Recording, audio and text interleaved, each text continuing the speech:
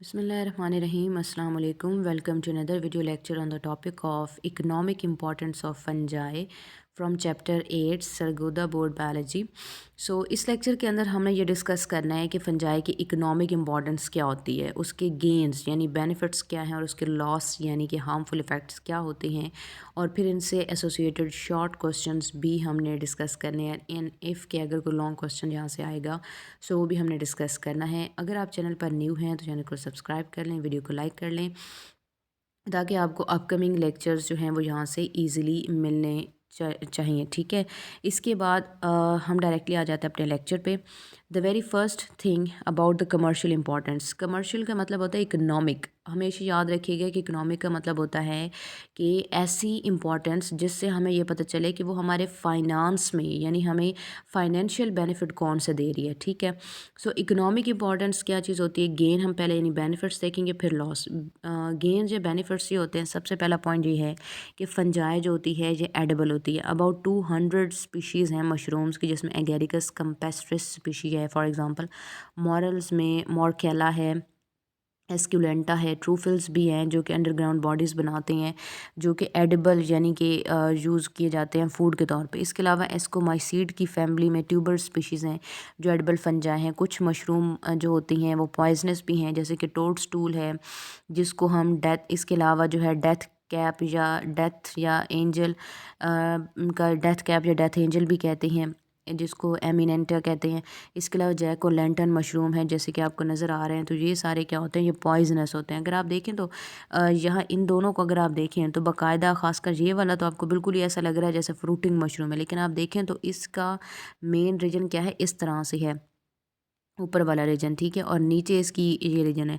लेकिन नॉर्मली जो edible mushroom होते हैं ना, उसमें ये ऐसे करके जो होते हैं ना, यानी बाकायदा एक बहुत प्यारी सी अम्ब्रेला टाइप स्ट्रक्चर होती है। थोड़ा सा फ्लैट स्ट्रक्चर होता है पॉइजनस वालों का, या इस किस्म का हो सकता है। ठीक है, तो आपको यहाँ से भी अंदाज़ा इस चीज़ का हो सकता है। फिर उसके बाद हम आ जाते हैं डायरेक्टली कि और यहाँ पे क्या चीज़ हो सकती है। यहाँ पे बेसिकली होता ये है कि अगर आप बात करते हैं एक और बेनिफिट की, तो रेंडीर मॉस जो है, जो कि एक लाइकन है, मॉस नहीं है। इसका नाम इस वजह से होता है क्योंकि इसकी अपीयरेंस मिलती है। ठीक है, यानी मॉस के साथ इसकी अपीयरेंस मिलती है तो इसको रेंडीर मॉस कहते हैं। रेंडीर के फूड के तौर पे ये इस्तेमाल होता है। रेंडीर क्या है? अगर आप कोई कार्टून वगैरह आपने कभी देखे हैं तो आपको याद हो, जो सेंटा क्लॉज के जो होता है ना, पास होता है, जिसके थ्रू वो बड़े आसानी से जो है एक जगह से दूसरी जगह जा रहा होता है, तो उसके गाड़ी के साथ जो आगे बंधे हुए होते हैं तो उसी को रेंडीर कहते हैं। ठीक है, जो हिरन की तरह देखने में लगता है, लेकिन इनके हॉर्न्स यानी सींग काफ़ी बड़े बड़े से होते हैं और बहुत प्यारे से होते हैं देखने में। रेंडीर जिस पर फीड करते हैं उस मॉस को उस लाइकन को नाम दिया जाता है रेंडीर मॉस, जो कि लाइकन है जो आर्कटिक, सब आर्कटिक या आर्बोरियल रीजन्स में पाए जाते हैं, यानी जो ज़्यादातर पहाड़ी इलाके होते हैं वहाँ पर पाए जाते हैं। दूसरा पॉइंट ये होता है कि use in food industry. Food industry में बहुत ज़्यादा इस्तेमाल है जी। पहले फर्मेंटेशन के अंदर यीस्ट की हम बात करें, सैक्रोमाइसिस रिवाइजी, ये ब्रेड और लिक्वर, यानी लिक्वर कहते हैं हम कोई भी लिक्विड कंटेंट, जैसे कि ब्रीवरेजेस हो गई, जैसे कि ड्रिंक्स वगैरह हो गई, उनमें पेनिसिलियम एक ऐसी चीज़ है जो कि इस्तेमाल किया जाता है फ्लेवर के लिए, अरोमा के लिए, और इसमें सबसे ख़ास बात चीज़ की फॉर्मेशन के लिए। कुछ स्पीशीज़ हैं एस्परजिलस की जो कि इस्तेमाल की जाती हैं फर्मेंटेशन के लिए, कि सोया बीन जो होता है, यानी जो सोया बीन होता है उसको क्रश करके वहाँ से सोया पेस्ट या सोया सॉस वगैरह बनाई जाती है। सिट्रिक एसिड भी बहुत सारा जो है ये क्वांटिटी हमें मिल जाती है एस्परजिलस की स्पीशीज़ से। थर्ड है use in source of antibiotics. Source of antibiotics में हम कहते हैं कि पेनिसिलिन सबसे पहली एंटीबायोटिक है जो अलेक्जेंडर फ्लेमिंग ने 1928 में डिस्कवर की थी। ये चैप्टर के इंट्रो में भी मैंने आपको बताया था, और उस फंगस का नाम था पेनिसिलियम नोटेटम। इसके अलावा दूसरी बात कि लोवास्टेटिन जो है ये लो करती है ब्लड कोलेस्ट्रॉल को, और साइक्लोस्पोरिन जो है ये सॉइल फंगस होती है जो कि ऑर्गन ट्रांसप्लांटेशन के लिए, यानी किसी का भी ऑपरेशन ऑर्गन ट्रांसप्लांट कराए उसने, उसको साइक्लोस्पोरिन की टैबलेट्स दी जाती हैं ताकि कोई रिएक्शन नहीं होना चाहिए बॉडी में, कोई ऑर्गन जो है वो रिजेक्शन नहीं होना चाहिए। एर्गोटाइन ये रिलीव करती है माइग्रेन को, यानी कुछ लोगों को आधे सर का दर्द रहता है माइग्रेन, ये उसके लिए टैबलेट यूज़ होती है। और ग्राइजोफ्लूविन जो है ये इनहिबिट करती है फंगल ग्रोथ को। हाथों पे या पैरों पे अगर फंगल ग्रोथ हो रही हो तो फिर इसको टैबलेट को यूज़ किया जाता है। इसके अलावा नेचुरल डाइज़ भी मिलते हैं जो टेक्सटाइल इंडस्ट्री यानी कपड़ों के लिए इस्तेमाल होते हैं।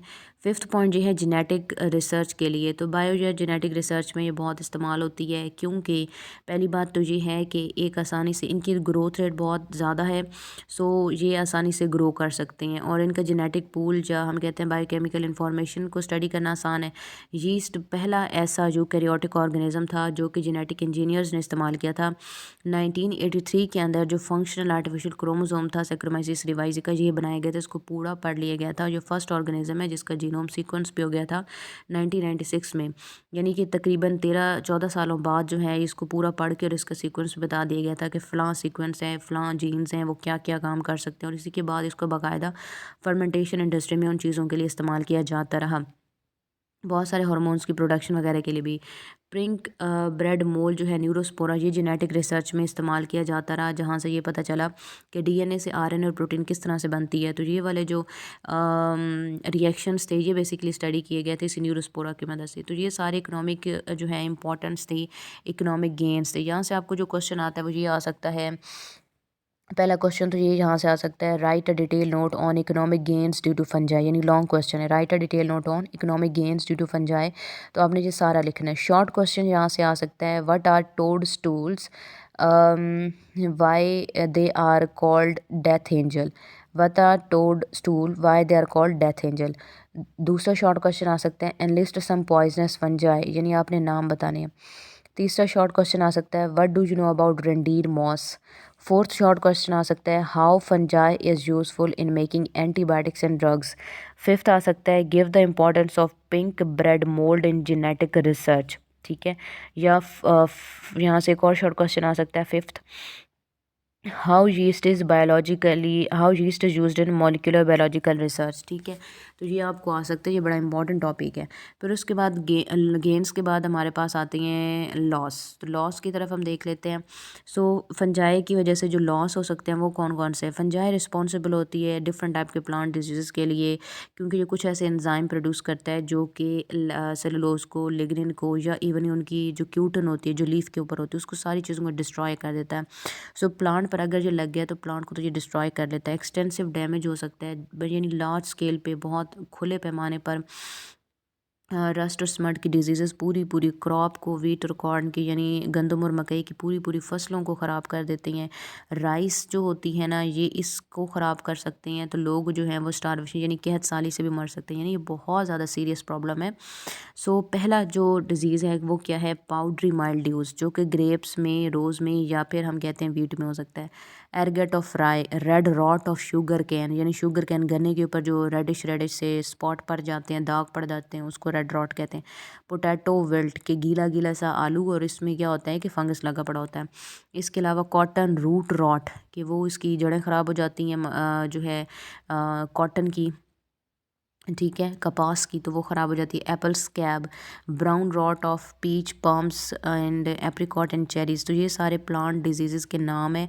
तो यहाँ से आपको शॉर्ट क्वेश्चन आ सकता है, give some diseases of fungi that takes place in plants, या और आसान कर लें तो ये भी कहा जा सकता है, name some fungal diseases that takes place in plants, के प्लांट्स में कौन से फंगल डिजीज़ होते हैं उनके नाम लिखें। इसके अलावा जो है आपको एनिमल्स की जहाँ तक बात है, तो हम कहते हैं कि फंजाई जो होती है एनिमल्स के अंदर भी डिजीज़ कॉज करती है। जैसे पहला क्या है, रिंग वॉर्म या और एथलीट फुट। रिंग वॉर्म क्या होता है कि बाजू के ऊपर इस तरह से रिंग बन जाता है और उसके अंदर इस तरह से जो है ना स्ट्रक्चर बन जाता है, या इस तरह से भी जो है ना बिल्कुल ऐसे लगता है जैसे किसी ने जो है ना घड़ी की तरह की शेप के ऐसे स्ट्रक्चर बनते हैं। ये ज़्यादा छोटे बच्चों में इन्फेक्शन ज़्यादा होती है, क्योंकि वो मिट्टी वगैरह में खेलते हैं, तो वहाँ पे ये इन्फेक्शन ज़्यादा होती है। एथलीट फुट, जो ज़्यादा जो एथलीट्स होते हैं, जो यानी प्लेयर्स होते हैं ना, उनके पैरों के ऊपर जो है ना ये काफ़ी ज़्यादा फंगस ग्रो करते हैं, उनके नाखून वगैरह या पैर ख़राब हो जाते हैं, क्योंकि 24 घंटे उन्होंने एक्सरसाइज करनी है, उन्होंने मतलब वर्कआउट करना होता है, गेम्स करनी होती हैं, तो बहुत ज़्यादा स्वेटिंग होती है उनको, जिस वजह से उनके जो पैर होती हैं, एक तो सॉक्स होने की वजह से वो बहुत गर्म हुए पड़े होती हैं, और ऊपर से मॉइस्चर कॉन्टेंट उनके स्वेटिंग की वजह से आ जाता है, तो वहाँ पर फंगस ग्रो कर जाते हैं, उनके पैर ख़राब हो जाते हैं। इसके अलावा जो है कैंडिडा एल्बिकेंस, ये यीस्ट की एक टाइप है जो वेजाइनल थ्रश यानी कैंडाइडियासिस या कैंडाइडियोसिस कॉज करती है। वेजाइना के अंदर इन्फेक्शन क्रिएट हो जाती है, इचिंग शुरू हो जाती है, या और भी कोई प्रॉब्लम हो सकती है साथ में। हिस्टोप्लाज्मोसिस, हिस्टोप्लाज्मोसिस क्या है? हिस्टो का मतलब होता है टिश्यू, प्लाज्मोसिस का मतलब है ब्रेकडाउन।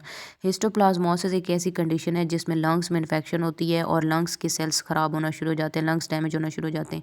ये फंगस का स्पोर अगर आपने लाइक फॉर एग्जांपल कि आप ऐसी जगह पर थे जहाँ पे काफ़ी क्वांटिटी के अंदर जो है फंगस वगैरह मौजूद था बर्ड फीसेस में, यानी उनके वेस्ट मैटर में, और आपने कोई वहाँ से सफाई वगैरह की है, कोई झाड़ू झाड़ू लगाया और वहाँ से जो डस्ट उठती है और वो आपने इनहेल कर लिया अगर, तो उससे आपको हिस्टोप्लाज्मोसिस हो जाएगी, क्योंकि वो डस्ट आपके लंग्स में जाएगी। उस डस्ट में फंगस था जो लंग्स में जाके जर्मिनेट करेगा और वहाँ से उसको डिस्ट्रॉय करना शुरू कर देगा, और ये इन्फेक्शन और भी ज़्यादा सीरियस हो सकती है अगर ब्लड स्ट्रीम में चले जाता है, या इवन ये आपकी डेथ भी कॉज कर सकती है। इसके अलावा स्पर्जिलस फ्यूमीगेटस ये कॉज करती है स्पर्जिलोसिस, जो कि जो है ना ये डिफेक्टिव होता है, डिफेक्टिव है ये इम्यून सिस्टम के लिए, लाइक ये एड्स या इन पेशेंट में ये और ज़्यादा होता है। और एस्पर्जिलस जो है ये बहुत इंपॉर्टेंट हम कहते हैं कार्सिनोजेनिक है, यानी कैंसर कॉजिंग एजेंट्स भी रिलीज़ करता है, तो इस वजह से ये काफ़ी ज़्यादा प्रॉब्लमेटिक है। इसके अलावा हम कहते हैं कि कुछ ऐसे होते हैं जो कि टॉक्सिन रिलीज़ करते हैं जिनको हम अल्फ़ा टॉक्सिन कहते हैं, ये आपने याद रखना है। एस्परजिलस जो रिलीज़ करता है टॉक्सिन वो कार्सिनोजेनिक यानी कैंसर कॉजिंग हो सकते हैं, या माइकोटॉक्सिन्स हो सकते हैं यानी टॉक्सिन्स प्रोड्यूस बाय फंगस, और इनको हम नाम क्या देते हैं माइकोटॉक्सिन्स को? Alpha toxin. ये एमसीक्यूज़ में पूछा जा सकता है। इसके अलावा आपने ये भी याद रखना है कि जो फंगस होता है ये कॉन्टेमिनेट कर सकता है ग्रेन्स वगैरह को, जैसे पीनट्स हो गए, कॉर्न्स हो गए, कि आप मकई के दाने देख लें, या हम देखते हैं मूंगफली के जो दाने होते हैं, हम समटाइम्स क्या होता है कि उनको सेपरेट रख लेते हैं धूप पे खुश्क करके, ताकि हम कहीं और इसको इस्तेमाल कर सकें ना लॉन्ग रन, तो लेकिन वो चीज़ें ख़राब हो सकती हैं अगर वहाँ पे फंगस लग जाता है, तो ये उसको ख़राब कर सकते हैं। इसके अलावा मिल्क हो गए, एग हो गए, मीट हो गई, वहाँ पे भी अल्फ़ा टॉक्सिन उसको डिस्ट्रॉय कर सकते हैं। ह्यूमंस जो हैं फूड को जो है ना एनिमल फॉरेज के लिए कभी भी इस्तेमाल ना करें, ऐसे फूड को जो थोड़ा सा भी ख़राब हो, क्योंकि एनिमल्स में डिजीज़ होगा तो ज़ाहिर है वो इन रिटर्न आपके ही घर में आपको ही लगना शुरू हो जाएगा डिजीज़। सो इस वजह से कहते हैं कि हाइजीनिक मेजर्स बड़ी ज़रूरी हैं, साफ़ सुथरा रहना बड़ा ज़रूरी है। एर्गोटिज़म की हम बात करते हैं तो ये क्या होता है? पर्पल एरगट राई। पर्पल एरगट कंटेमिनेटेड राई फ्रूट क्या होता है कि राई आपको वैसे देखने में ना बिल्कुल आटे की तरह ही लगती है, राई का आटा, लेकिन ये क्या होता है कि पर्पलिश हो जाता है। दाने जो राई के होते हैं ना, दाने ग्रेन्स जो होते हैं वो पर्पल होना शुरू हो जाते हैं, और वहाँ से अगर आप वो यूज़ करते हैं, ज़ाहिर है वो फंगस कॉन्टेमिनेट है, तो उससे आपको क्या हो सकता है? नर्वस स्पैज़्म यानी दिमागी झटके लगना शुरू हो जाते हैं, सर में दर्द होता है और बहुत ज़्यादा, जैसे मिर्गी के झटके लगते हैं ना बिल्कुल वैसे ही नर्व स्पैज़्म हो सकते हैं, कन्वल्यूशन हो सकता है, या साइकोटिक डिल्यूजन हो सकते हैं, इवन गैंग्रीन यानी सर में दर्द होना, और जो दोहरी नज़र होना यानी आपको देखने में मसला होता है, चक्कर आना, सर का घूमना, ये सारी चीज़ें हो सकती हैं, और आपका नर्वस सिस्टम बहुत अफेक्ट होता है इन चीज़ों की वजह से। सेप्रोबिक फंजाई डिकम्पोजर्स वैसे तो रिसाइकलर हैं, बड़े इंपॉर्टेंट होते हैं, लेकिन ये फूड के लिए भी इनकैलकुलेबल डैमेज यानी बहुत ज़्यादा डैमेज क्रिएट करते हैं, खासकर वुड को, फाइबर को, लेदर वगैरह को डिस्ट्रॉय करते हैं। 15 to 50% जो वुड होती है या फ्रूट जो है वो इन्हीं की वजह से ज़ाया हो जाता है, फंगस की वजह से 50% फ्रूट ज़ाया हो जाता है, और इसके अलावा वुड रॉटिंग करते हैं यानी लकड़ी को ख़राब करना शुरू कर देते हैं। इसके अलावा कुछ होती हैं ब्रैकेट या शेल्फ फंजाई जो कि लंबर को भी डैमेज कर देते हैं। आपने ये याद रखना है, दो तरह की लकड़ी होती है, एक है टिम्बर जिसको हम कंस्ट्रक्शन वुड कहते हैं जिससे फर्नीचर वगैरह बनता है, और एक होती है लंबर जिसको इस्तेमाल किया जा रहा होता है नॉर्मली लकड़ियाँ जलाने के लिए, ठीक है, आग जलाने के लिए, उसको लंबर कहते हैं, तो उसको बर्बाद कर सकता है। इसके अलावा हम कहते हैं कि पिंक यीस्ट जिसका नाम है रोडोट्रूला, ये याद रखना है एमसीक्यूज़ के लिए। पिंक यीस्ट है रोडोट्रूला, ये कर्टन्स के ऊपर यानी ऐसे इलाके, ऐसी जगह जहाँ पे जो बाथिंग टब होता है उसके बाहर जो कर्टन लगा पड़ा होता है, सेपरेशन की हुई होती है कुछ में, तो क्या होता है कि वहाँ पे क्योंकि वो गीला हो रहा होता है पर्दा बार बार पानी की वजह से, तो वहाँ पे फंगस ग्रो कर सकता है, और ज़ाहिर है आप उसको इस्तेमाल करते हैं या हाथ वगैरह लगाते हैं तो उस पर्दे से वो इन्फेक्शन आप में भी फैल सकती है। That was about today's lecture. लेकिन अगर हम लॉसेस की बात करते हैं तो यहाँ पे भी आपको कुछ क्वेश्चंस आते हैं। लॉन्ग क्वेश्चन ये आता है, write a detail note on economic loss due to fungi, so loss पे आपको आ सकता है।